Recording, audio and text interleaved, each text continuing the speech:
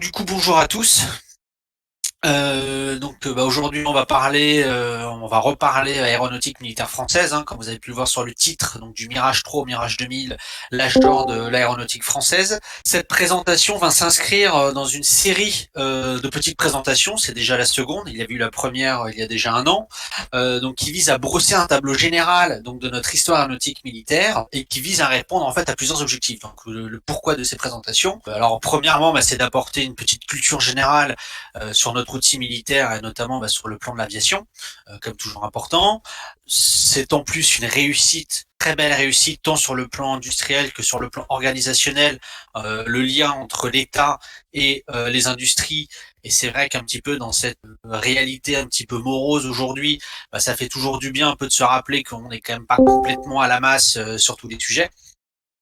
Et enfin, un point qui était quand même assez important pour moi, c'était d'illustrer la notion de transmission à partir de cet exemple très concret. Parce que le but de cette série de présentations va être d'arriver en fait de présenter le SCAF et le Rafale, de comprendre un petit peu les enjeux qu'il y a derrière cette collaboration qui va s'effectuer pour remplacer donc le Rafale dans les décennies qui viennent. Et pour ça, il est très important de comprendre d'où vient la réussite de notre industrie aéronautique. Et voilà, c'est pour ça qu'il y a cette petite série de conférences, voilà, pour montrer notre histoire et tous les jalons qui ont fait de la France une puissance industrielle aéronautique de premier plan.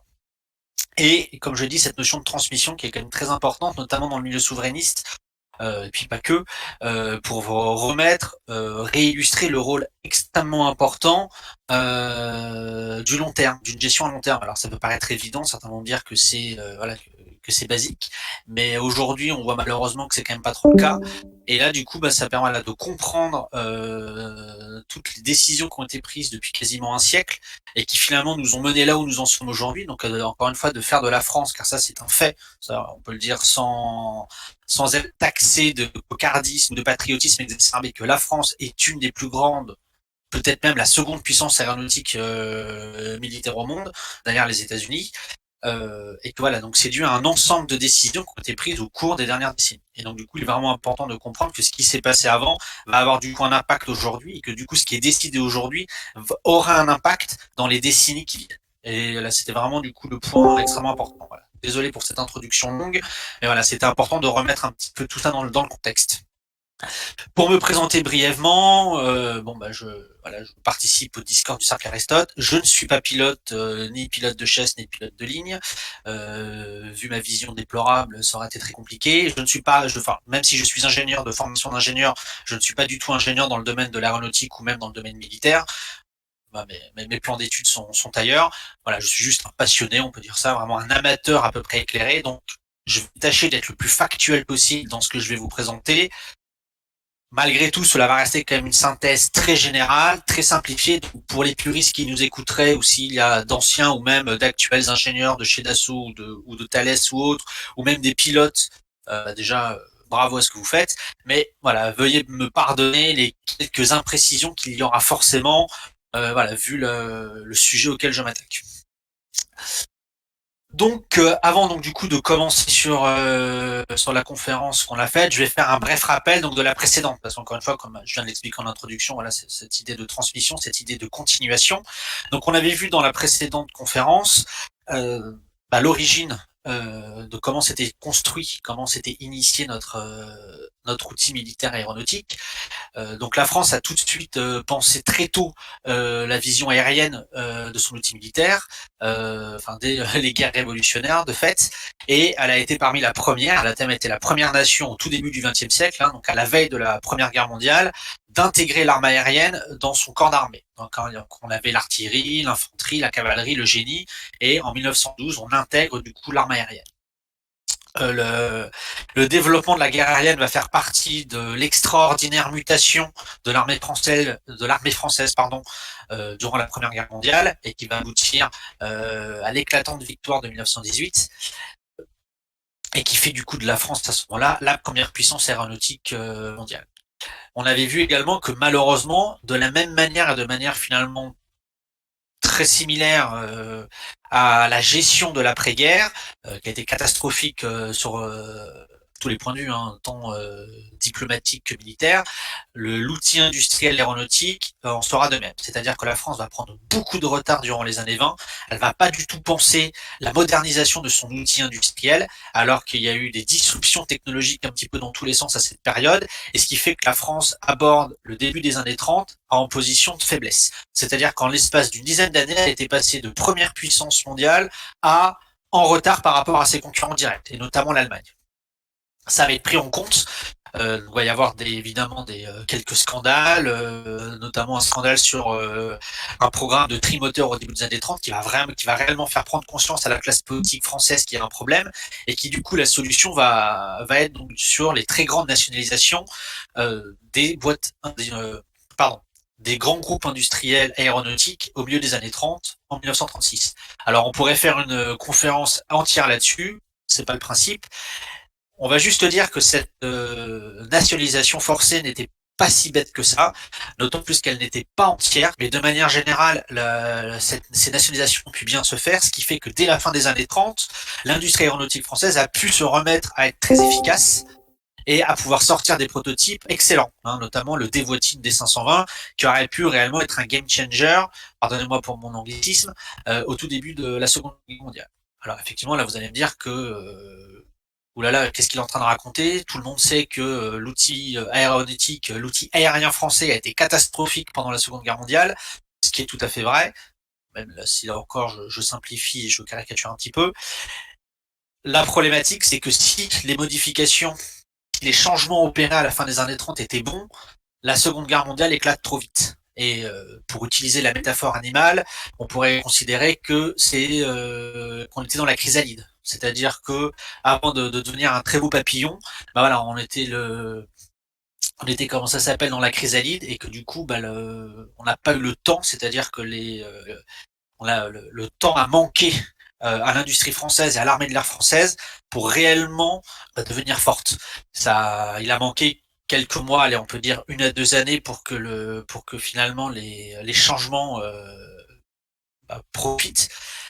Donc voilà. Donc là aussi, pourquoi j'insiste là-dessus? Ce qui est important, c'est que du coup, même si malheureusement en 40 ça a été une catastrophe, ça a été une catastrophe pas tant parce que on n'a pas fait les choses, mais qu'on les a fait trop tardivement. Mais les faire trop tardivement montre quand même qu'il y avait une volonté de changement, une volonté de pérennisation. Ensuite, j'avais parlé la dernière fois, donc j'ai un petit peu accéléré.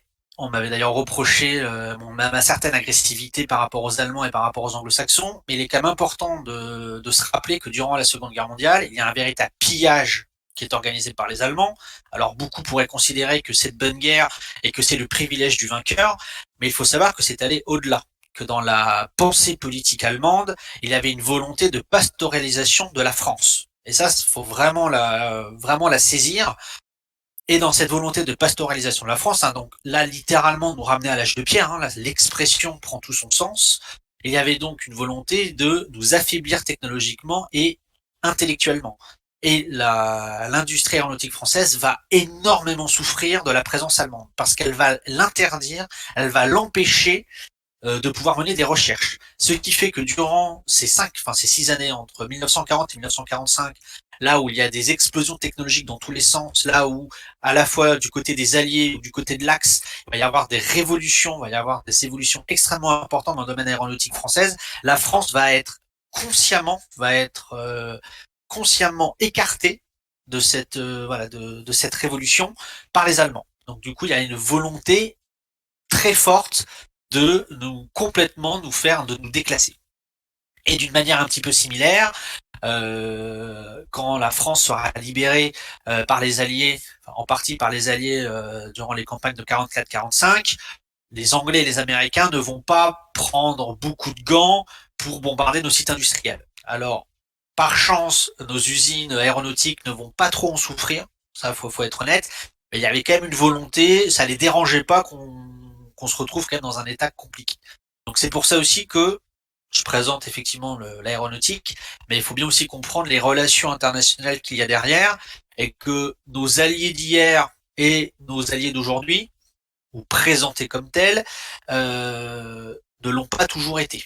Et, je spoil un petit peu, ne le sont toujours pas.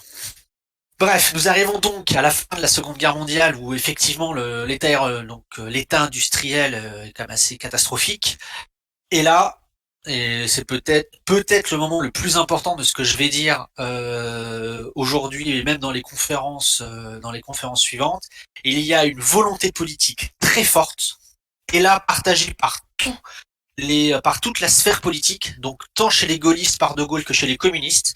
Donc là, il n'y a pas de la gauche chez des traites, les cocos, non, là c'était quelque chose d'unanimement partagé, en tout cas par les résistants, par ceux qui ont vraiment fait la résistance, hein, donc du coup comme les gaullistes et les communistes en premier lieu, de refonder l'outil industriel français, notamment l'outil aéronautique militaire français, et il va y avoir énormément d'investissements qui va être fait au sortir de la Seconde Guerre mondiale.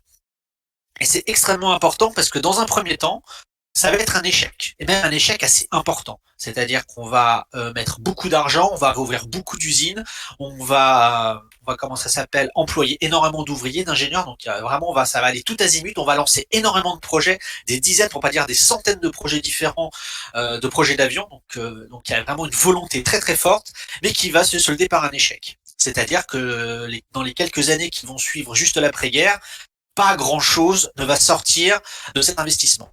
Pourquoi c'est important? Parce que effectivement, si sur le moment, très clairement, l'ambition était démesurée par rapport à la réalité.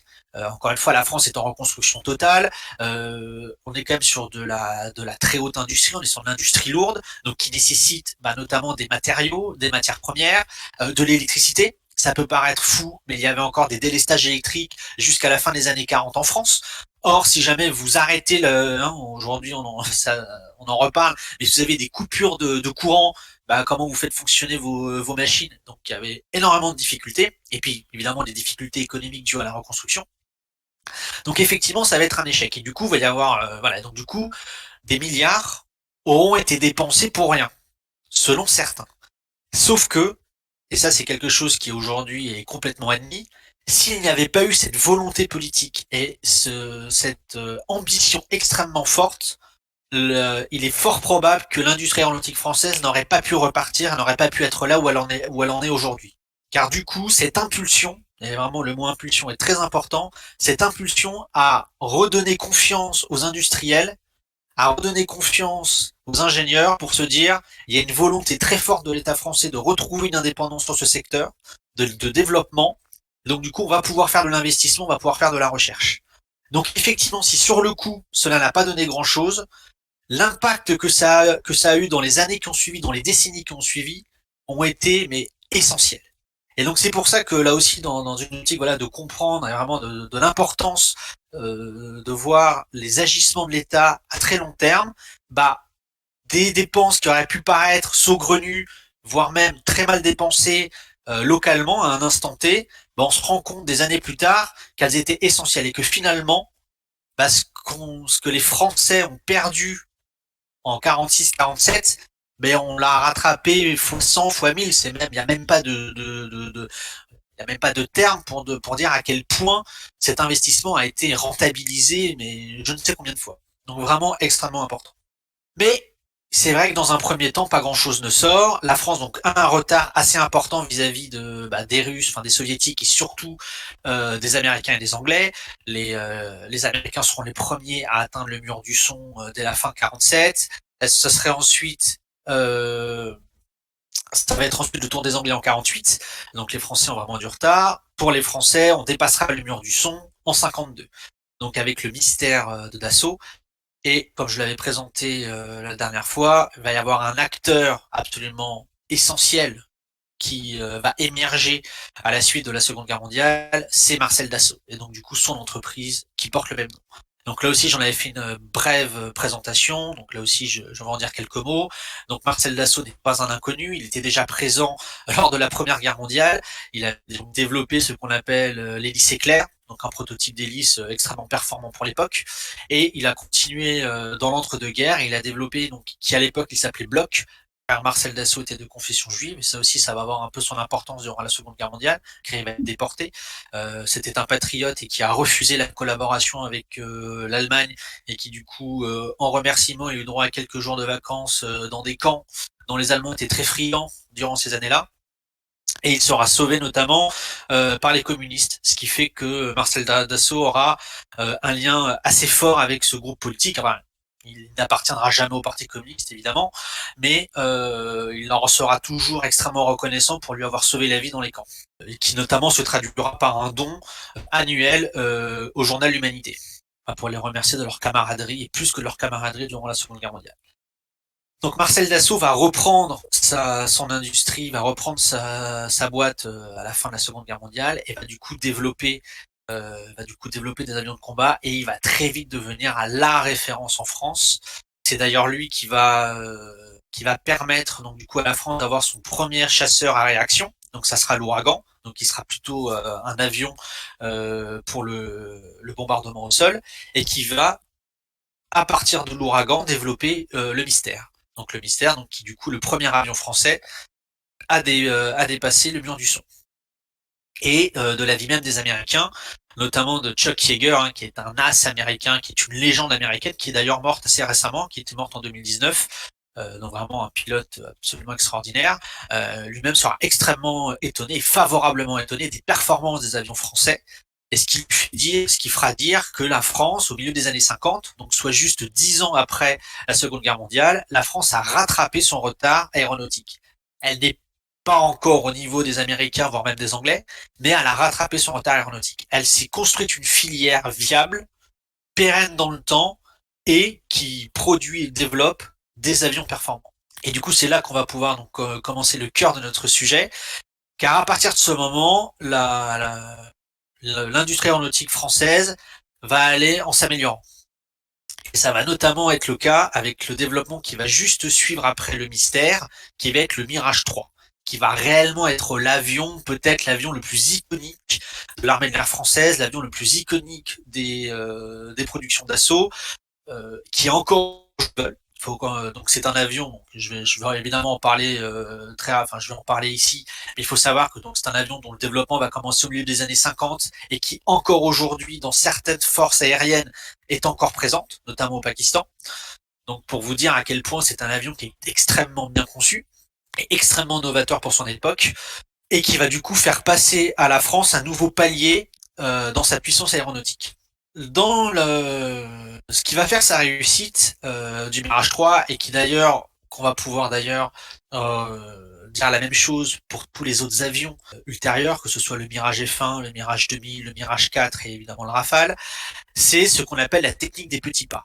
Alors je vais vous en parler brièvement parce que c'est une stratégie qui est utilisée par Dassault depuis le départ, qui est extrêmement performante et qui consiste à ne jamais partir d'une feuille blanche. C'est-à-dire que Dassault, et là aussi on retrouve l'idée de transmission, de continuation, Dassault ne veut pas partir, donc quand il développe, conçoit un nouvel avion, il ne veut pas partir de rien, il ne veut pas essayer de réinventer la roue ou essayer d'apporter énormément d'améliorations sur toutes les composantes d'un avion de chasse.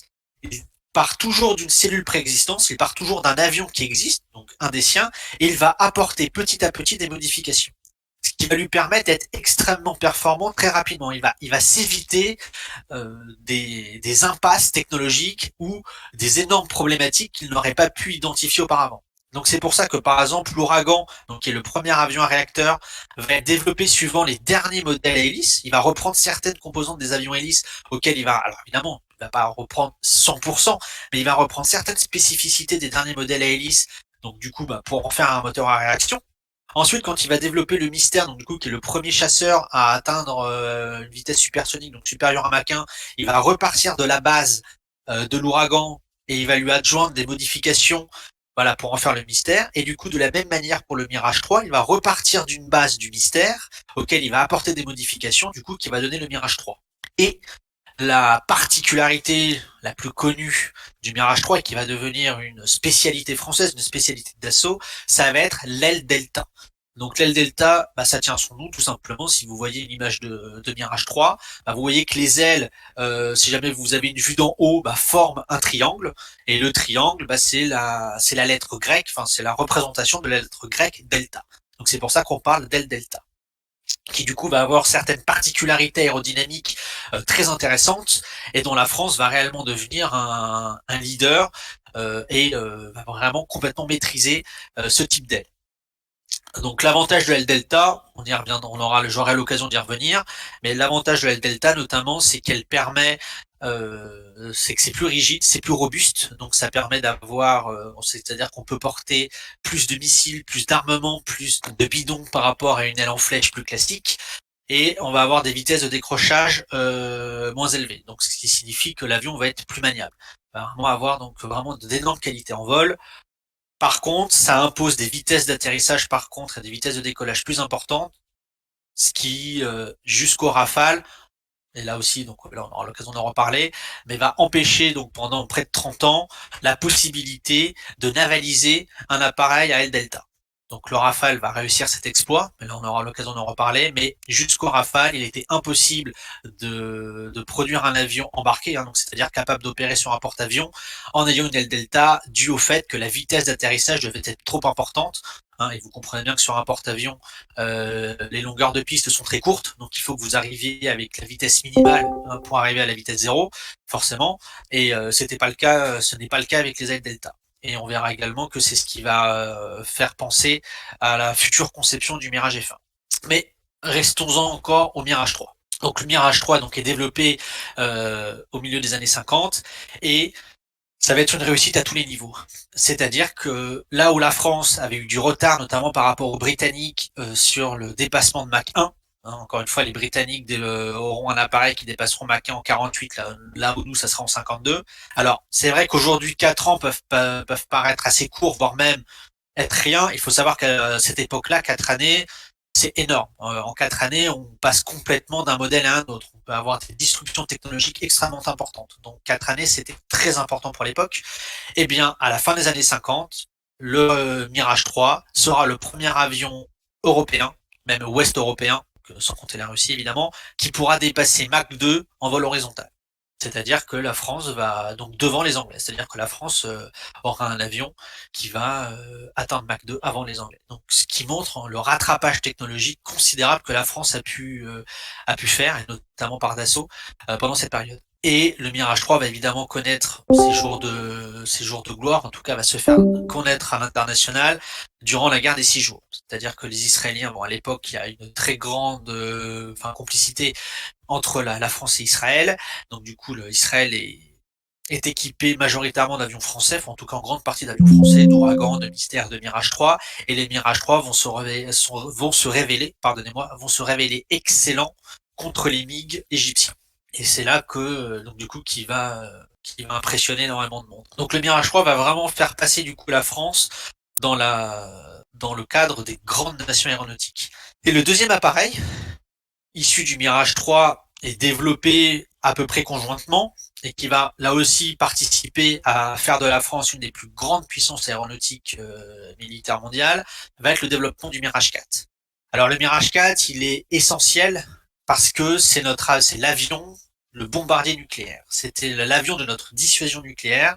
C'était donc celui qui était développé voilà, pour porter le feu nucléaire et donc du coup qui va participer à faire passer la France donc dans le cercle des puissances nucléaires et surtout du vecteur.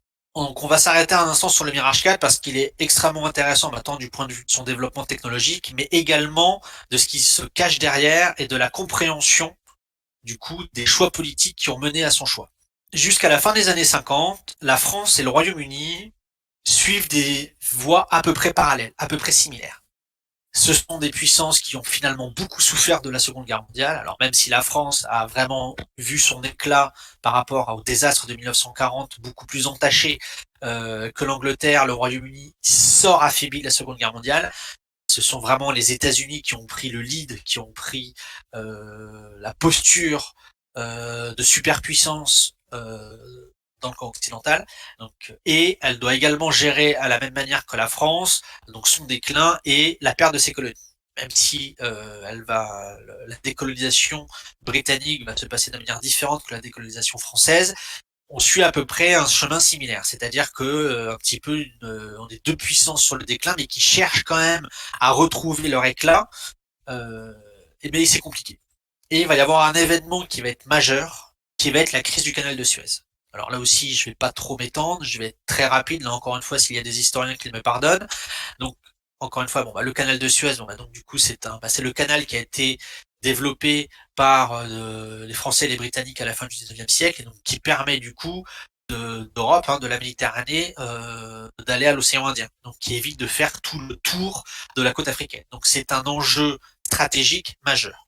Les Égyptiens sous Nasser donc le nationalisent et en prennent le contrôle, et les Français ne pouvant laisser une telle chose arriver, hein, vu la perte, à la fois déjà même la perte monétaire, parce que il y avait un droit de passage pour tous les navires, donc c'était une rente financière, et qui encore aujourd'hui pour l'Égypte est essentielle à son économie. Donc ça l'était, donc c'est également ça l'était pour nous, mais c'était encore une fois un point stratégique majeur. Donc la France et l'Angleterre vont lancer une offensive pour reprendre le canal de Suez, une offensive militaire qui va réussir brillamment. Et là, les soviétiques vont nous menacer, même pas à demi-mot, vont complètement nous menacer du feu nucléaire. Donc d'ailleurs, ça sera une des très rares fois depuis Hiroshima qu'un pays se fera menacer directement d'être rayé de la carte, hein, tout simplement. Donc c'était notre cas et c'est le cas des Anglais. Donc c'est quand même aussi bien à retenir, puis à savoir. Et du coup, quand la France et l'Angleterre se sont tournés vers les États-Unis en leur disant, par rapport aux accords passés, par rapport à la question otanienne, qu'est-ce que vous allez faire si les Soviétiques nous bombardent, en tout cas nous menacent très clairement. Et là, la réponse des Américains a été, je veux pas le savoir, vous faites comme les Soviétiques disent, vous vous barrez. Alors désolé de mon ton assez vulgaire, mais ça a été ça. C'est-à-dire qu'on a été lâché en pleine campagne par les Américains qui nous ont, alors là, pas du tout fait profiter de leur soi-disant bouclier atomique. Et ça a été, du coup, les Français et les Anglais ont dû tourner, voilà, ont dû faire retraite. Hein. Donc typiquement, on a laissé le canal de Suez aux Égyptiens et du coup, on est rentré chez nous.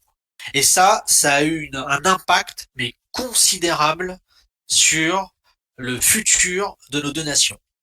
Car c'est précisément à partir de là que la France et l'Angleterre vont prendre des voies divergentes. Les Anglais vont abandonner leur idée de puissance et vont complètement accepter la domination américaine et se mettre pratiquement entièrement sous le parapluie américain. Pour le coup, ils acceptent d'être les valets des Américains. Là, désolé d'être assez brutal. Je sais que Pierre-Yves est très anglophile, que certains dans le cercle Aristote sont très anglophiles, mais la crise du canal de Suez, pardonnez-moi, va être un électrochoc pour les Anglais et qui du coup va leur faire abandonner toute velléité d'indépendance, toute velléité de projection de puissance, et donc ils vont se mettre dans le pas des Américains. En France, ça va avoir l'effet inverse. Là, ça va avoir l'effet inverse, ça va être très mal pris évidemment, mais surtout ça va prendre conscience de notre faiblesse, mais que c'est inacceptable, et donc du coup ça va complètement favoriser le développement de l'arme atomique. Là aussi, je vais pas trop en parler parce que là aussi on pourrait en parler pendant des heures, mais il faut savoir qu'à ce moment-là, il y avait de véritables querelles politiques, hein, même des affrontements politiques sur la nécessité de la France ou pas d'avoir une arme atomique. Aussi incroyable que ça le puisse paraître, mais la majorité du camp politique était défavorable à l'obtention de l'arme atomique. Les communistes, évidemment par rapport à l'URSS, hein, qui ne souhaite évidemment pas qu'un pays, un autre pays du camp occidental souhaite avoir l'arme. Donc malheureusement, comme le PCF à cette époque-là commençait un peu à devenir l'antichambre de l'URSS, donc du coup il y avait une véritable pression politique venue de la gauche et venue du Parti communiste pour empêcher la France d'avoir la bombe, mais il y avait la même pression politique venue de la droite, hein, de la droite d'argent, qui pression politique de la droite d'argent, du coup, pour donc cette fois sous influence américaine, pour empêcher la France d'avoir la atomique. Et finalement, il n'y avait que les gaullistes qui étaient favorables à cette obtention. La crise du canal de Suez va quand même mettre un peu un coup derrière la nuque à peu près à tout ce beau monde, et du coup, ça va faciliter le travail et la recherche pour l'obtention de l'arme nucléaire. Et donc, même si c'est De Gaulle qui va considérablement accélérer les programmes, c'est quand même sous la 4ème République que cela a été lancé. Là aussi, il faut pas. Je sais que la 4ème République est extrêmement, pas très appréciée chez nous, qu'elle a beaucoup de contempteurs, mais là-dessus, elle aura fait le travail. C'est vraiment du coup avec cette crise du canal de Suez que la France va décider d'obtenir littéralement son indépendance stratégique, et qui passe du coup par le développement de l'arme nucléaire et du coup par un vecteur, parce que du coup l'arme nucléaire il faut pouvoir la porter, il faut pouvoir porter la bombe chez l'adversaire, chez l'ennemi, qui est à ce moment-là l'URSS, et les pays du pacte de Varsovie, et donc du coup il faut un vecteur efficace. Et du coup, ce vecteur, c'est un avion de chasse, et cet avion de chasse, ça sera le Mirage 4. Donc voilà un petit peu, désolé pour cette longue introduction pour reparler du Mirage 4. Et le Mirage 4 va être un appareil absolument sensationnel, donc de bombardement, donc à visée nucléaire. C'est un programme qui va très bien se passer, qui va être très efficace, hein, au point même que c'est une anecdote qui est assez rigolote, surtout quand on voit les différents projets industriels actuellement, notamment on peut penser à celui d'ITER dans le nucléaire, où Dassault a remboursé l'État, c'est-à-dire que dans l'enveloppe initiale fournie par l'État, Dassault a tellement été efficace dans le développement de l'avion qu'il a fini par coûter moins cher que ce qu'il devait coûter au préalable. Donc Dassault a rendu de l'argent à l'État sur le projet. Vous remarquerez que ce n'est quand même pas très commun. Et il a eu des performances absolument extraordinaires, notamment par la capacité à prolonger un vol bisonique, donc c'est-à-dire supérieur à Mach 2, pendant plusieurs minutes, à peu près une quinzaine et une vingtaine de minutes. Et donc on va pas trop rentrer dans les détails techniques, car on va perdre pas mal de monde, mais il faut savoir que ça se fait pas en claquant des doigts et que là aussi, du coup, il y a eu un développement industriel très important, notamment l'utilisation du titane, qui est à l'époque très nouveau, très novateur, pour pouvoir permettre l'obtention de ces très hautes vitesses pendant un certain temps. Ce qui est assez amusant aussi, là, du coup, on va également voir les relations internationales qu'il y a derrière le Mirage 4, c'est qu'il y a eu 3 projets de Mirage 4. Le Mirage 4A, donc on a fini par celui qu'on a eu, donc celui qui a fini par donner l'avion de bombardement nucléaire, mais il y avait également le Mirage 4B et le Mirage 4C. Le Mirage 4B, c'était un monstre. D'ailleurs on parle, c'était une pneumotie du Mirage 3, donc c'était un avion qui était 2 fois plus grand que le Mirage 3. C'était tout simplement un Mirage 3x2 et qui avait qui aurait eu, des performances aéronautiques inégalées, mais beaucoup trop chères pour nous et dont le développement technique allait poser des problèmes, notamment sur les moteurs. C'est un point sur lequel je vais revenir plus tard, la problématique des moteurs français.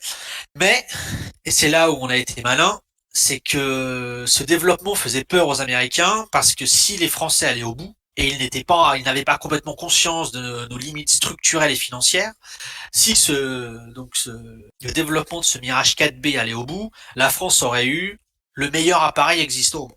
Et ça, pour les Américains, c'était absolument inimaginable. Et donc du coup, on a pu utiliser le développement de ce Mirage 4B alors qu'on n'avait pas tellement, encore une fois, ni les moyens techniques, ni les moyens financiers de le développer, pour faciliter l'achat d'avions ravitailleurs par rapport aux Américains. Parce que du coup, le Mirage 4A, donc celui qu'on a fini par avoir, n'avait pas la capacité de partir de France, d'arriver jusqu'en URSS, de délivrer son armement et de revenir. Il n'avait pas l'autonomie en pétrole, en carburant pour le faire. Il y avait besoin d'avions ravitailleurs. La France n'en avait pas. Donc soit elle devait développer un programme sur fonds propres pour développer ces avions ravitailleurs, sauf que là, en termes financiers, ça allait littéralement faire exploser le budget, ce qui n'aurait pas été possible. Donc du coup, il fallait qu'on l'achète, il fallait que ce soit un achat sur étagère. Et du coup, il y avait que les Américains pour nous le fournir. Sauf que du coup, les Américains s'y refusaient, bah du coup, notre dissuasion nucléaire en prenait un sérieux coup dans l'aile. Et du coup, on a utilisé le développement de ce Mirage 4B, donc du coup, qui nous aurait permis de nous passer des ravitailleurs, des avions ravitailleurs, du coup, pour influencer les Américains à nous vendre ces fameux avions ravitailleurs. Parce que voilà, comme les Américains, il était hors de question d'avoir un pays avec un avion aussi performant que le 4B, bah, du coup, quand on leur a dit, bon bah, on arrête, on part sur le 4A, mais par contre, ça serait bien que vous nous fassiez pas trop de difficultés pour nous vendre les avions ravitailleurs, du coup, c'est beaucoup mieux passé. Donc du coup, là aussi, on va reconnaître chez les Américains une certaine forme de d'absence d'idéologie, c'est-à-dire qu'ils sont très réalistes, c'est-à-dire que voilà, ils vont empêcher quelque chose du mieux qu'ils peuvent, mais quand ils se rendent compte que ça ne sert plus à rien, bah du coup ils changent leur fusil d'épaule, ils s'adaptent très vite.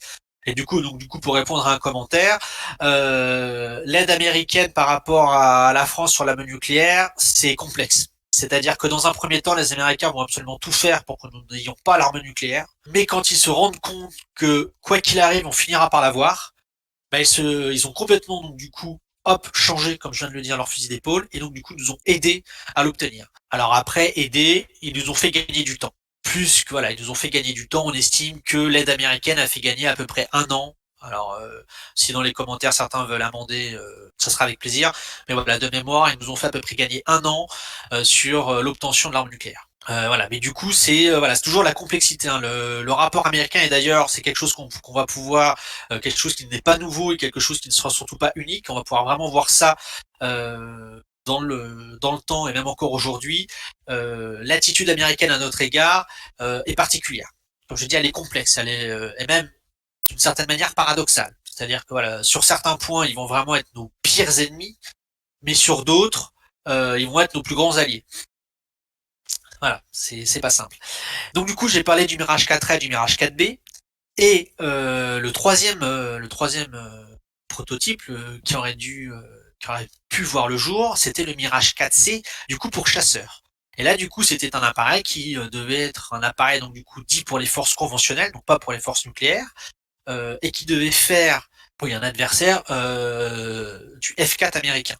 Donc c'était un bimoteur lourd, hein, le Mirage 4 est un bimoteur lourd, et l'armée de l'air française était s'appelle très avide d'avoir un tel appareil qui aurait vraiment fait passer l'armée de l'air française à un autre niveau. Mais là également des problèmes budgétaires, des choix budgétaires plutôt, du coup n'ont pas favorisé, enfin du coup on fait abandonner le projet. Donc du coup c'est pour ça qu'on est resté sur le Mirage 4A. Et que du coup la France du coup a raté le coche d'avoir un bimoteur lourd. Et il faudra donc du coup attendre le Rafale, hein, donc développement dans les années 80 et mise en ligne dans les années 2000 pour avoir un chasseur dit de supériorité aérienne bimoteur. Le dernier point sur lequel je voulais revenir sur le Mirage 4, c'est également la relation avec les Anglais. C'est-à-dire que les Anglais, encore une fois, jusqu'à présent, eux aussi obtiennent l'arme nucléaire, eux aussi étaient dans une optique d'avoir une certaine indépendance, même si, comme je l'ai dit, la crise du canal de Suez qui a lieu précisément au moment du développement du Mirage 4 arrive, et du coup, les Anglais hésitent du coup entre un avion américain, le F-111, et le Mirage 4. Ils vont envoyer des pilotes d'essai en France donc pour tester le Mirage 4, et les pilotes anglais vont être dithyrambiques. Et vraiment, j'utilise le mot parce que d'ailleurs c'est ce mot qui a été retrouvé. Ils vont être mais complètement admiratifs de l'avion produit par Dassault et produit par la France. Donc ils le veulent, ils considèrent que c'est un avion extraordinaire. D'autant plus qu'ils souhaitent le motoriser avec des moteurs anglais. Parce que à ce moment-là, les moteurs anglais sont ce qui se font de mieux, ou en tout cas parmi ce qui se fait de mieux au monde, qui sont supérieurs aux moteurs français, notamment sur la poussée, sur la puissance des moteurs. Les moteurs anglais sont donc les fameux moteurs Rolls-Royce sont excellents. Et donc du coup, un Mirage 4 motorisé par des moteurs anglais, ça aurait donné un avion absolument extraordinaire. Mais le gouvernement britannique va refuser sèchement, et il va donc du coup choisir l'appareil américain, qui d'ailleurs ne va pas trop leur réussir à leur force, et ce qui du coup va laisser un goût très amer à Charles de Gaulle. Va lui laisser un goût très amer à Charles de Gaulle sur deux points. La première, il va être assez déçu du niveau technologique des moteurs français. Et je vais pouvoir en parler juste après. Et également très déçu du choix britannique, car du coup, ça va être de la même manière que le traité d'Élysée, l'amendement, entre guillemets, l'addendum posé par le Bundestag, donc, qui rendait le traité d'Élysée quasiment caduc dès son entrée en vigueur. De la même manière, ce choix britannique de délaisser le Mirage 4 pour le choix américain fait comprendre à De Gaulle donc que les Anglais ne pourront pas être des alliés sur lesquels on pourra compter, et qui du coup va le pousser à avoir une politique assez hostile à l'Angleterre dans les années qui suivent, et notamment sur son refus de le faire entrer dans un premier temps dans la CE. Donc là aussi, on voit bien que l'arme aéronautique, un avion de chasse, c'est pas un armement comme les autres, c'est vraiment un armement qui est très important dans les forces et qui va au-delà de la symbolique, et que du coup le fait de choisir tel ou tel matériel en indique beaucoup sur l'orientation géopolitique du pays.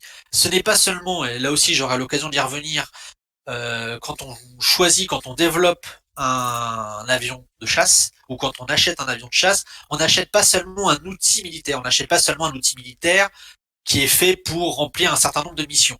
Évidemment, on l'achète en ce sens, mais on achète beaucoup d'autres choses.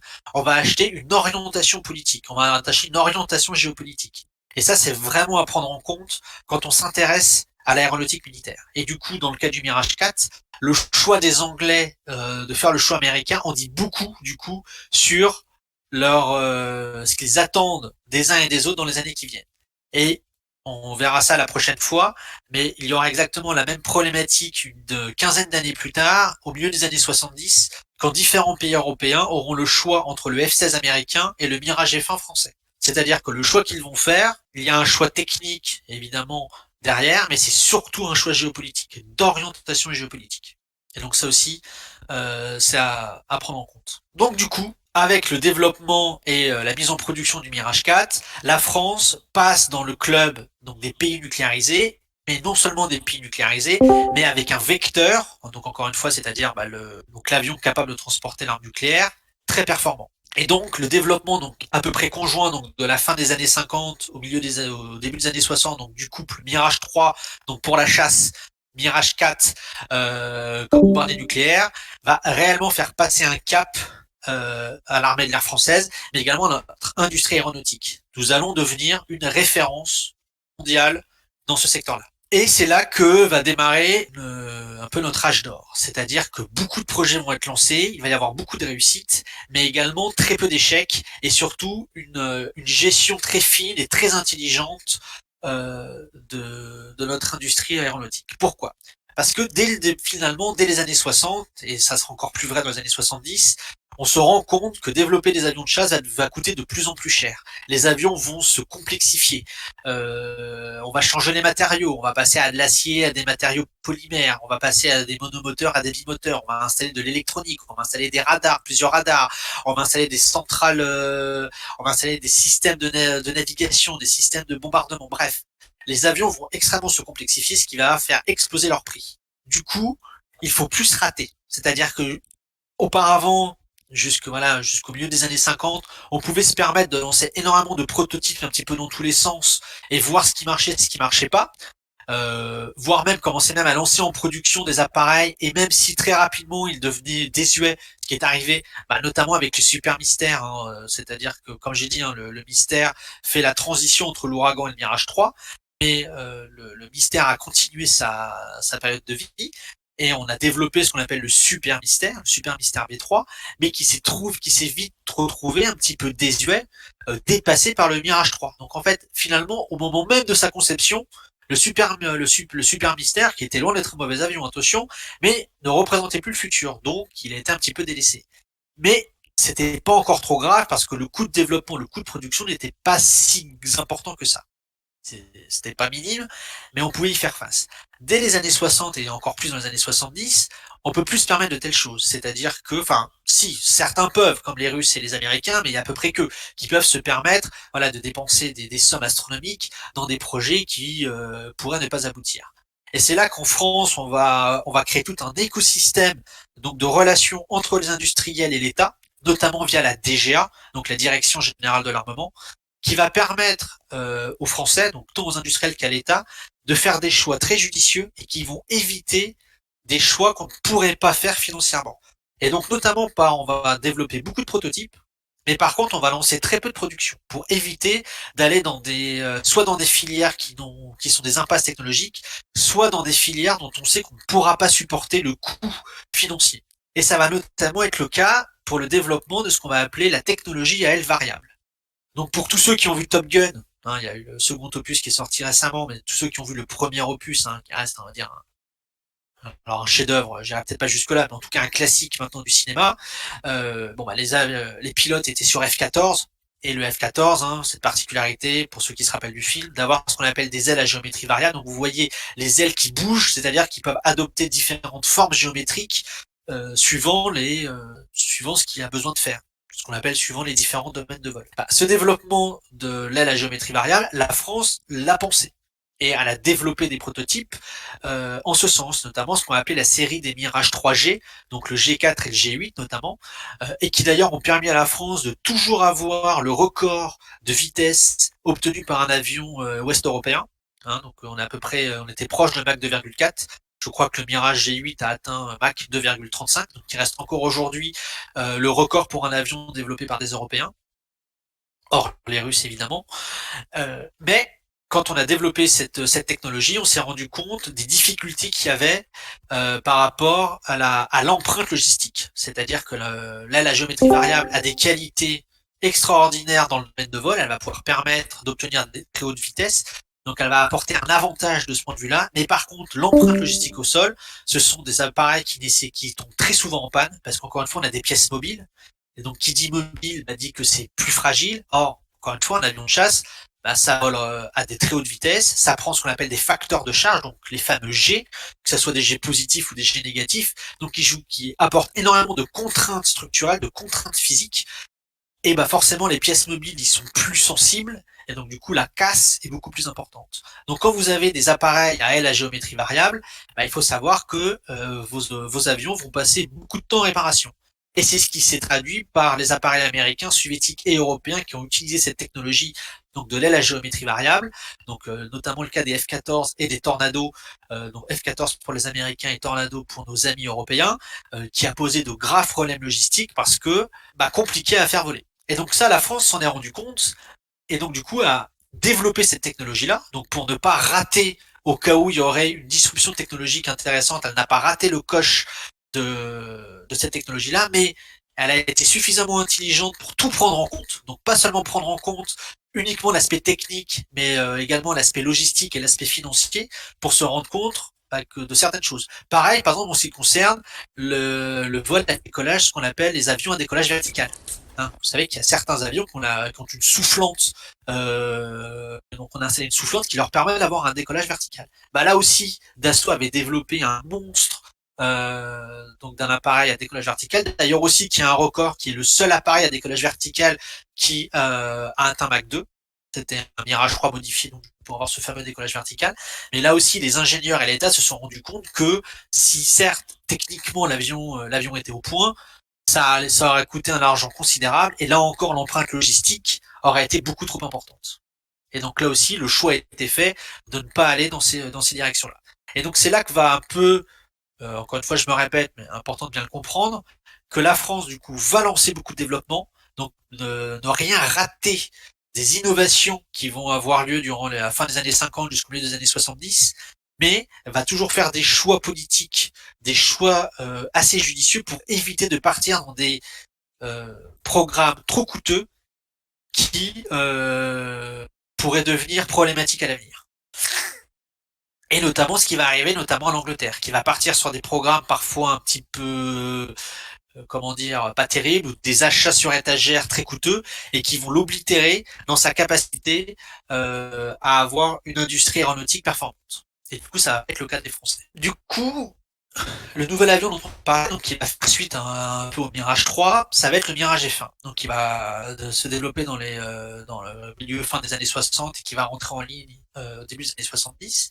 Et le Mirage F1 est un petit peu particulier parce qu'effectivement, il est un petit peu considéré comme un petit peu le vilain petit canard de la série des productions d'assaut post-Seconde Guerre mondiale. Alors, pas un vilain petit canard, par dans le sens qui marchait pas, c'est encore un avion extrêmement performant.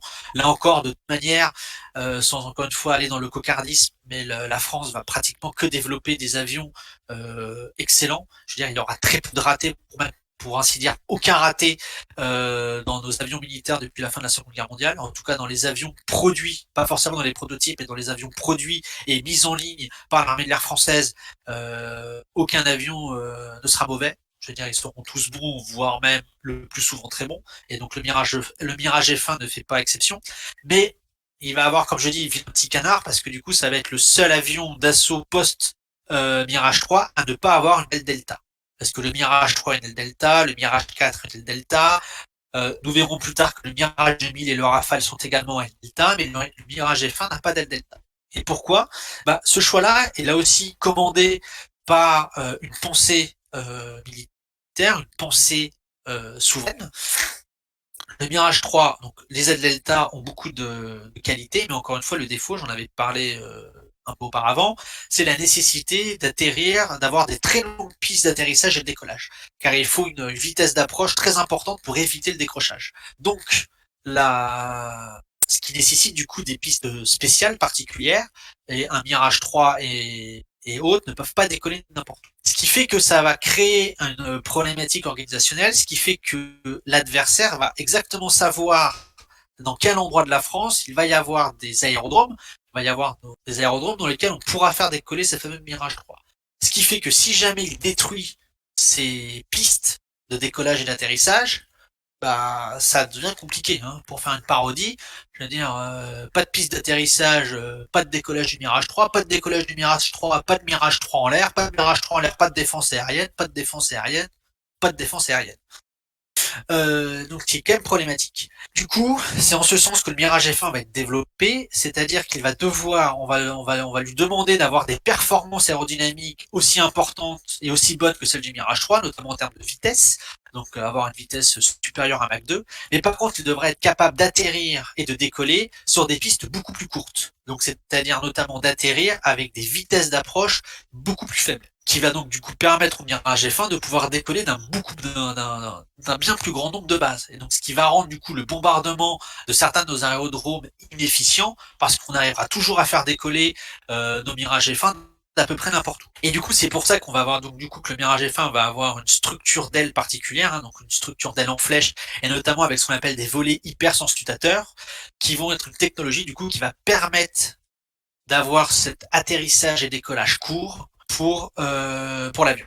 Donc là aussi, si je suis un peu rentré dans la technique, juste effleuré, mais là aussi c'est pour bien montrer que comme la France est dans une optique de défense indépendante de son territoire, son matériel par rapport à ses besoins, par rapport à sa réalité géographique, par rapport à ses réalités industrielles, ses réalités logistiques, ses réalités bah, tout simplement de ce qui existe comme base aérienne.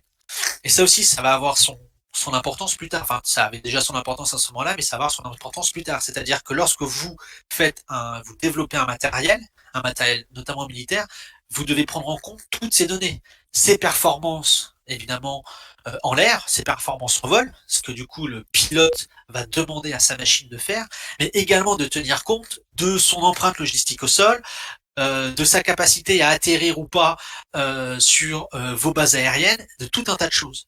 Et c'est là que du coup l'indépendance et la souveraineté ont un coût. C'est-à-dire qu'il faut vraiment tout prendre en compte. Vous pouvez pas seulement vous choisir un matériel sur étagère, vous dites bah voilà il va faire telle mission, non. C'est-à-dire que quand vous développez un matériel, vous devez prendre absolument toutes ces beaucoup plus de vous devez tout prendre en considération. Et du coup c'est ce qui a poussé au développement du Mirage F1.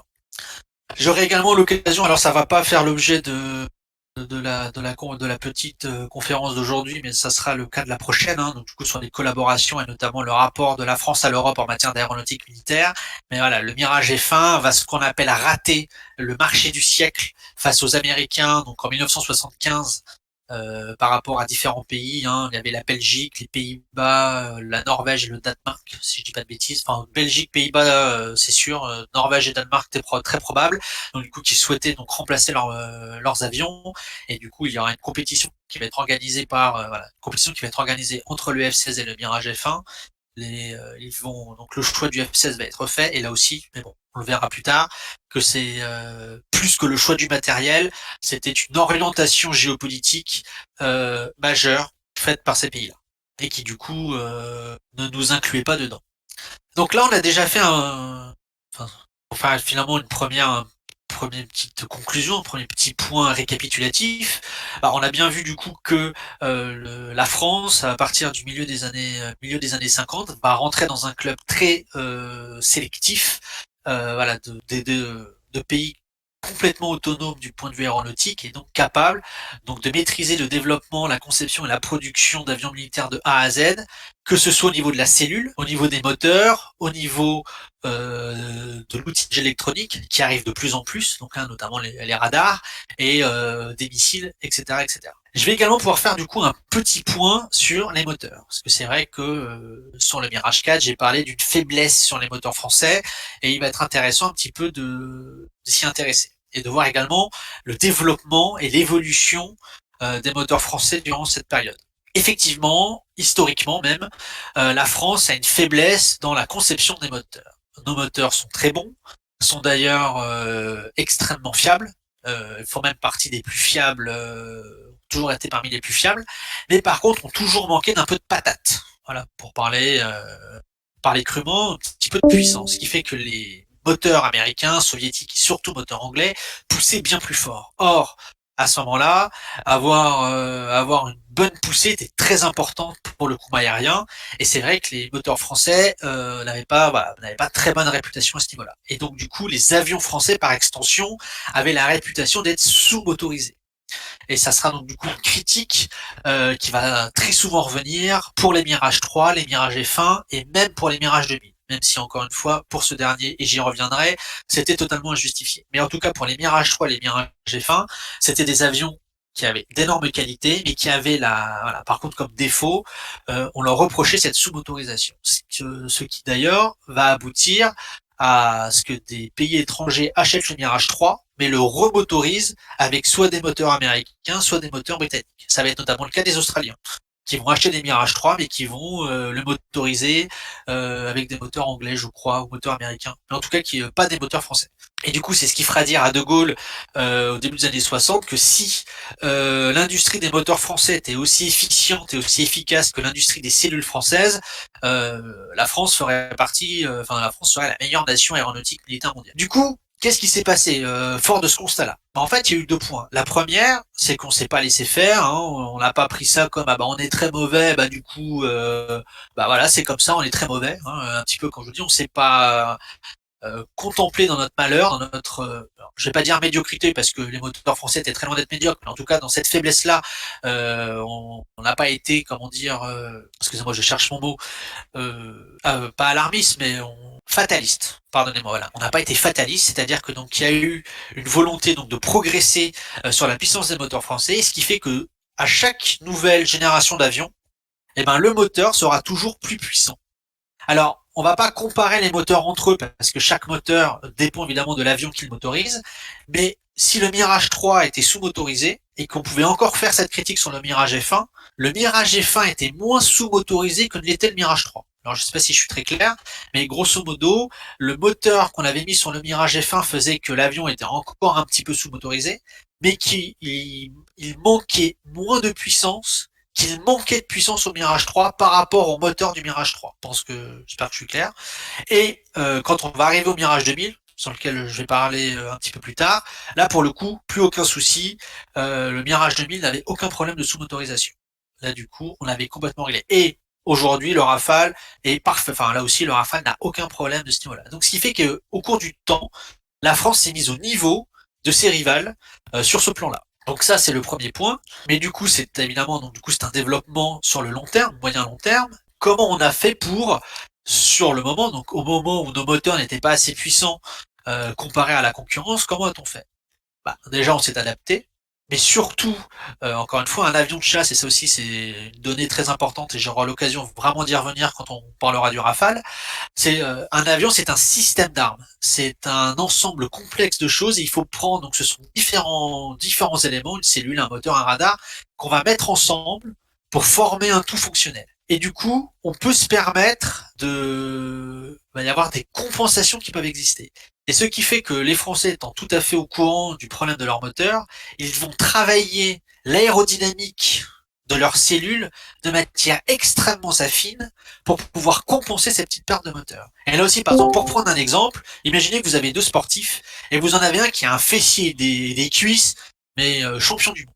Alors vraiment, là, vous avez un champion du monde. Ce qui fait que lui peut se permettre d'être en léger surpoids, pas non plus un obèse, mais il peut se permettre d'être en léger surpoids, en tout cas de pas avoir une taille taillée à la serpe, parce qu'il a une telle puissance dans les fessiers et dans ses cuisses que voilà, il va pouvoir courir très vite. Par contre, vous prenez quelqu'un qui a des cuisses et un fessier, on va dire plus classique, qui est pas un monstre de ce niveau-là.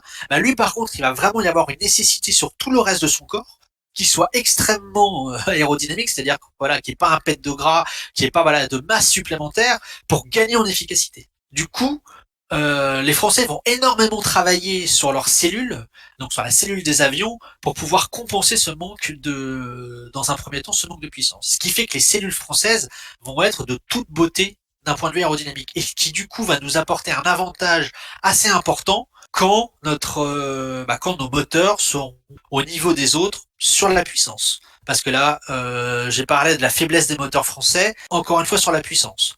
Parce que encore une fois, sur d'autres points, les moteurs français étaient tout à fait au niveau de leurs concurrents, et notamment sur la fiabilité. Alors d'ailleurs, je sais plus si c'était les Australiens ou autres. Là encore, s'il y a des personnes qui sont plus au courant que moi, s'ils veulent mettre un commentaire, ça sera le bienvenu.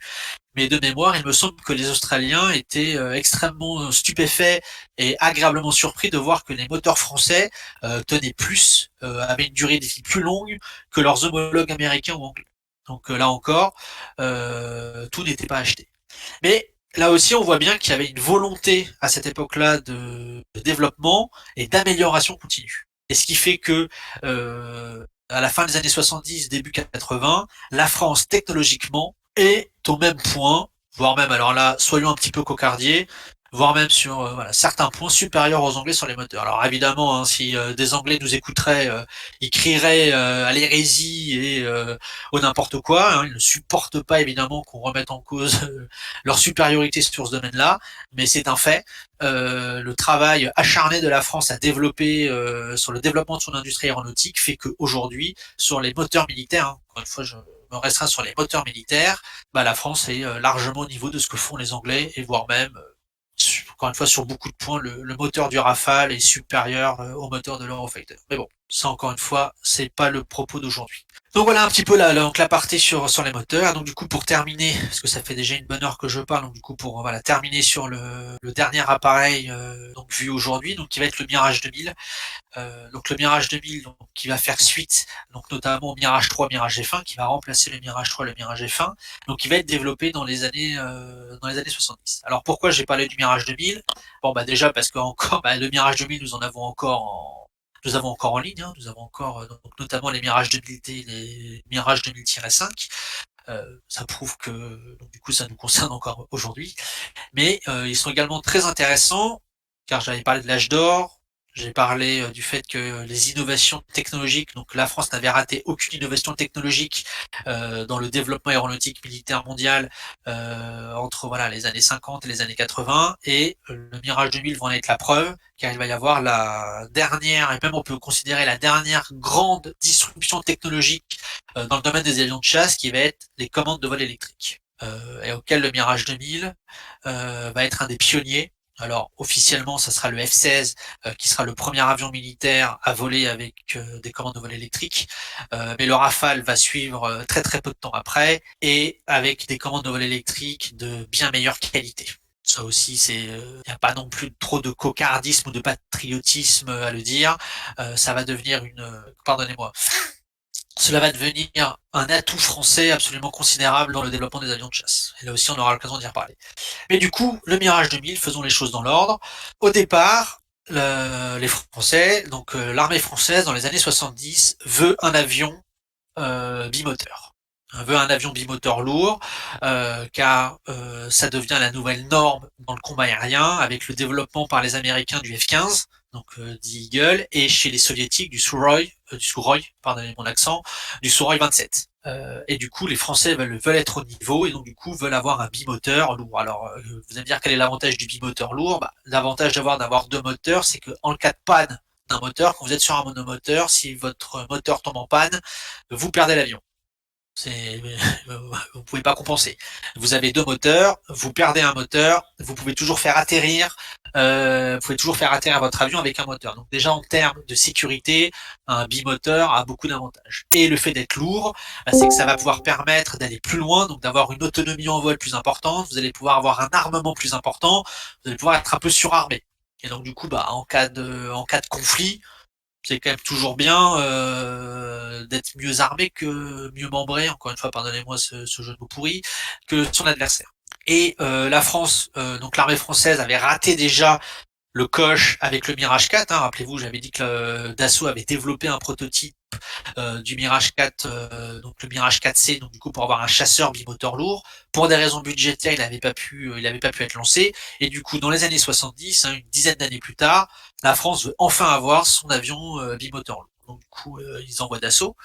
Donc on commence les développements, les études commencent. Mais malheureusement, au milieu des années 70, le pouvoir change de main. Hein, c'était plus un gaulliste qui est au pouvoir, mais c'est Monsieur Giscard d'Estaing, dont nous connaissons tous ici le très grand patriotisme et la ferme volonté de défendre les intérêts français, qui va tout simplement décider qu'un bimoteur lourd c'est trop cher, qu'il en veut pas, que c'est inutile, et que du coup faut faire autrement. Alors, je force un petit peu le trait, je grossis un petit peu le trait, je suis un petit peu méchant. Il est vrai que dans le milieu des années 70, il y a quand même la première grave crise pétrolière, hein, la première crise pétrolière, hein, d'ailleurs, qui met fin à ce qu'on appelle les 30 glorieuses. Donc il est vrai que économiquement, la situation allait se compliquer et que du coup, ça se justifiait. Voilà, c'est vrai qu'il y avait une justification sur le fait d'abandonner voilà, ce projet de bimoteur lourd qui effectivement aurait coûté de l'argent, parce qu'il faut savoir qu'un avion, hein, pour reprendre une expression, ça se paye au kilo. C'est-à-dire que plus votre avion est lourd, plus il est cher. Ça, c'est vraiment une loi immuable. Et donc, voilà, qu'il y ait des petits crissements dedans dans le gouvernement à l'époque, vu les difficultés économiques qui allaient arriver, ça pouvait se justifier. Mais on peut également le regretter dans le sens que le développement du bimoteur lourd qui va devenir le Mirage 4000, sur lequel je vais dire un mot et qui va être essentiel pour comprendre la jeunesse du Rafale plus tard, voilà, le développement du Mirage 4000, donc du coup qui aurait été ce bimoteur lourd, aurait permis à la France d'avoir, en tout cas en Europe et même par rapport aux Américains, sans doute l'avion le plus performant à peu près jusque fin des années 2000, début 2010. Si voilà, si son développement avait pu avoir lieu. Donc on peut considérer à ce niveau-là que c'est dommage de ce point de vue-là. Mais c'est comme ça, donc du coup le choix est fait, du coup Dassault est arrivé avec deux projets dans ses cartons, donc le projet du bimoteur lourd, donc qui est devenu un Mirage 4000 pour l'armée française, et un monomoteur, pardonnez-moi, un monomoteur léger réservé à l'exportation, et du coup Giscard d'Estaing, le gouvernement vont dire vous faites l'inverse, on finance le monomoteur léger pour la France, et c'est à vous sur vos fonds propres que vous allez devoir financer et développer le bimoteur lourd réservé à l'exportation. Donc du coup, c'est comme ça que va naître le programme Mirage 2000. Et donc, c'est un avion qui va rentrer en ligne au milieu des années 80. Donc le premier vol, donc le prototype, le premier vol va avoir lieu en 79 et l'entrée en ligne des premiers exemplaires va avoir lieu en 84-85. Le Mirage 2000 est avant tout un appareil de supériorité aérienne. Donc là aussi, j'aurai l'occasion de revenir dans une prochaine conférence les différents profils d'avions, surtout ceux réservés à ce qu'on appelait aux missions RR, aux missions de supériorité aérienne, comparées aux missions air-sol ou de bombardement ou d'avions tactiques.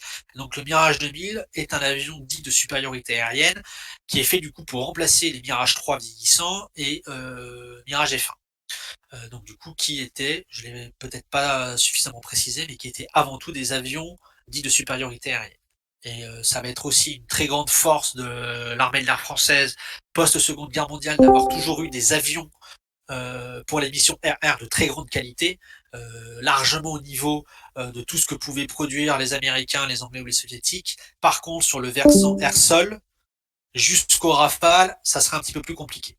Et d'ailleurs, la France va assez peu développer d'avions spécifiquement dédiés aux missions air-sol, mais va toujours partir d'avions prévus pour les missions RR et d'en faire des dérivés, de créer des dérivés adaptés aux missions air-sol. Ça va être le cas du Mirage 3, c'est-à-dire qu'il va y avoir ce qu'on appelle le Mirage 3E, donc qui va être un avion prévu pour les bombardements, pour les attaques au sol, et il arrivera la même chose avec le Mirage 2000, où on va avoir dans les années 90 le développement d'une mission spécifique au bombardement dit conventionnel, qui sera le Mirage 2000D, pour D pour diversifier, à parté terminé.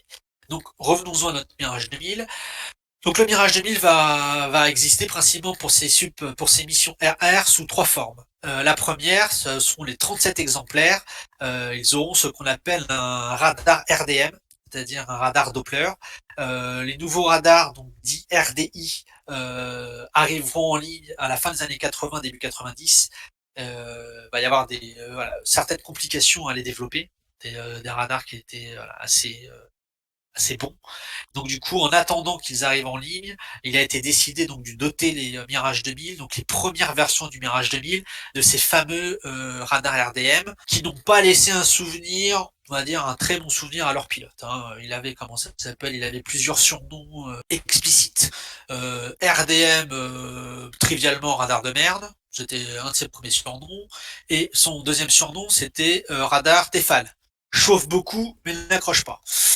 pour ceux qui ont la ref, voilà. Donc c'est vrai que c'était voilà. Donc du coup, c'est vrai que les premiers Mirage 2000 sur les radars ont eu un petit peu de difficultés, mais très rapidement, comme je dis dès la fin des années 80, vont arriver les seconde génération de radars, donc dit RDI, et qui donneront beaucoup plus satisfaction à l'armée de l'air. Et à la fin des années 90, il va y avoir le développement donc du radar RDY, donc dit RDY, et qui va notamment entrer en service avec un nouveau missile d'interception, donc RR, donc Mika, mais là aussi j'aurai l'occasion d'en reparler une autre fois, et qui va vraiment faire passer un cap à l'armée de l'air dans le combat aérien.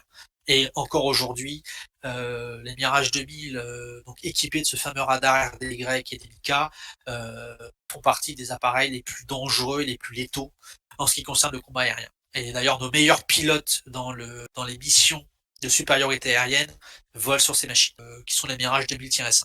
Vraiment des machines extraordinaires. Et du coup, quelle est la particularité du Mirage 2000? Bah, comme je dis en introduction, c'est les commandes de vol électrique. Et les commandes de vol électrique, c'est une évolution technologique très importante qui change un peu radicalement la manière de concevoir et de vol les avions. Alors je vais en dire un mot très rapidement parce que c'est quand même assez technique. Bah, du coup, jusqu'à présent, les pilotes, notamment au tout début, quand ils pilotaient avec des avions, bah en fait, c'était des systèmes de tringles, c'est-à-dire que quand le pilote tirait sur le manche ou avec les pédaliers, hein, il y a un système de pédales te gouverne par rapport quand on pilote un avion, bah du coup, c'était relié à des câbles, à des filins, à plein de choses qui permettaient, du coup, le pilote avait un contrôle direct sur les gouvernes de l'avion, donc sur l'aileron, voilà, sur plein de choses. Mais du coup, ça obligeait le pilote à finalement à piloter, c'est-à-dire à piloter son avion systématiquement. À chaque instant, il avait une influence sur comment ça s'appelle, sur le placement des gouvernes de l'avion, donc du coup de son comportement dans l'air. Avec l'arrivée des avions à réaction, donc post-seconde guerre mondiale, c'était plus possible d'utiliser ces systèmes de tringles, donc on est passé par des systèmes de servo-commande. Mais là aussi, encore une fois, donc il y avait un intermédiaire du coup entre le manche et les commandes de l'avion et les gouvernes de l'appareil. Donc il y avait donc ces fameuses servo-commandes, mais on était encore dans un cas similaire où finalement le pilote agit directement sur la direction, sur le placement de son avion en l'air. Et donc du coup, ça nécessite un contrôle très fin du pilotage et que le pilote, s'il se met dans une situation où il est hors de son domaine de vol, il peut partir en décrochage, ce qui signifie que là, tout simplement, il ne vole plus. Il faut savoir qu'un avion, ça vole parce qu'il est soumis en fait, à quatre forces, la poussée du moteur, les forces de frottement, donc qui sont des forces qui sont dans le plan horizontal, mais il va également y avoir des forces verticales. Il va y avoir la force de gravité et la poussée d'Archimède. Et donc c'est la résultante de ces quatre forces qui va faire si l'avion va voler ou pas. Et donc du coup, la résultante de ces quatre forces va dépendre de la vitesse de l'appareil, de son altitude, de sa forme aérodynamique, voilà, de beaucoup de choses. Donc jusqu'alors, jusqu'à l'avènement des commandes de vol électriques, les pilotes pilotent réellement leur appareil et doivent véritablement faire attention à toujours rester dans leur domaine de vol. Parce que s'ils sortent du domaine de vol, s'ils atteignent une vitesse trop basse ou trop importante à la mauvaise altitude par rapport à l'avion qu'ils pilotent, mais ils peuvent se mettre ce qu'on appelle en décrochage. Donc là, ils perdent tout simplement, ils veulent plus, hein, ils sont plus en l'air, et ça peut aboutir à des catastrophes, surtout s'ils sont près du sol.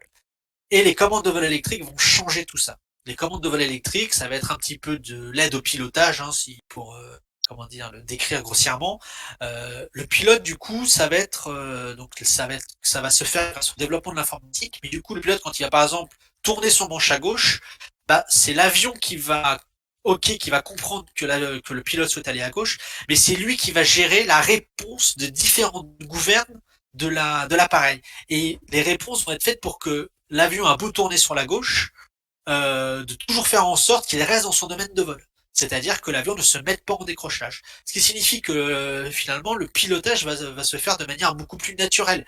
Le pilote va pas devoir penser systématiquement, se dire je suis à telle vitesse, à telle altitude, donc je sais que mon avion est dans le bon enveloppe de vol. Là, les commandes de vol électriques l'avion va de lui-même compenser. Là, le terme de compensation est important, va compenser les choix faits par le pilote. Et du coup, ça va permettre aux avions, comme il va y avoir cette compensation qui va être instantanée, qui va se faire à tous les instants, on va pouvoir développer des avions dits instables. c'est qu'auparavant, on faisait en sorte, donc notamment sur le poids de gravité, le centre de gravité de l'avion, on développait des avions qui devaient être stables, voilà, pour éviter aux pilotes de compenser en permanence. Sauf qu'avec le développement des commandes de vol électriques, où c'est l'appareil en lui-même qui fait cette compensation, eh ben on peut se permettre de faire un avion qui est instable naturellement, parce que l'avion va compenser cette instabilité.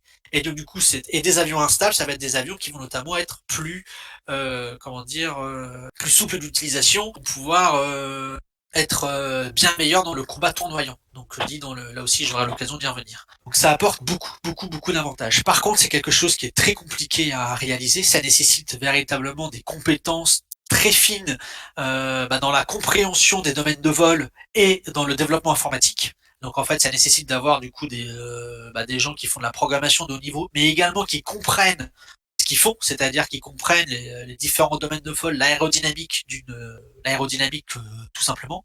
Et ça va devenir un point très fort de Dassault, parce que comme Dassault s'est développé très fortement dans les dernières décennies, voilà, en testant énormément de choses, ils ont une compétence sur ce que peuvent faire les avions à telle altitude, à telle vitesse, ils ont une connaissance extrêmement affine des domaines de vol possibles ou impossibles des appareils, ce qui fait que le développement des commandes de vol électriques par Dassault sont des petits bijoux. Et encore aujourd'hui, ce sont des références en la matière. Beaucoup, différentes pays étrangers qui souhaitaient développer des avions ont fait appel à Dassault pour le développement des commandes de vol électriques, pour vous dire à quel point ils sont renommés. C'était notamment le cas de la Suède et de l'Inde pour le développement de leur terrasse, enfin de l'avion indien. Bon, donc j'ai beaucoup parlé, donc je vais m'arrêter là parce que j'aurai l'occasion de continuer encore une fois si c'est souhaité. Donc pour conclure, voilà ma petite conclusion, c'est quoi là? C'est que durant la post-Seconde Guerre mondiale et notamment après cette première phase de rattrapage qui a duré une dizaine d'années, grosso modo entre 45 et 55, la France va rentrer dans un club très fermé des plus grandes puissances aéronautiques militaires mondiales.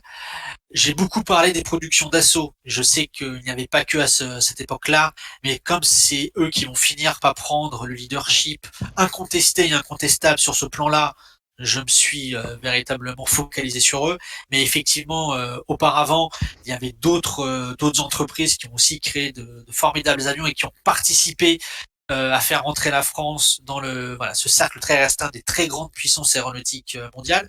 Donc je ne les ai pas oubliés, mais là encore une fois, il faut faire des choix. Donc voilà, c'est pour ça que je me suis vraiment focalisé sur Dassault. Voilà. Et du coup, avec des avions un petit peu devenus mythiques, comme le Mirage 3, le Mirage 4, Mirage 2000, Mirage F1. Et voilà. Et j'espère du coup que j'ai un petit peu pu vous éclaircir sur ce point. Chers camarades, si tu veux plus de contenu, de réinformation, d'éducation populaire et de formation intellectuelle, n'hésite pas à faire un don sur notre page Tipeee.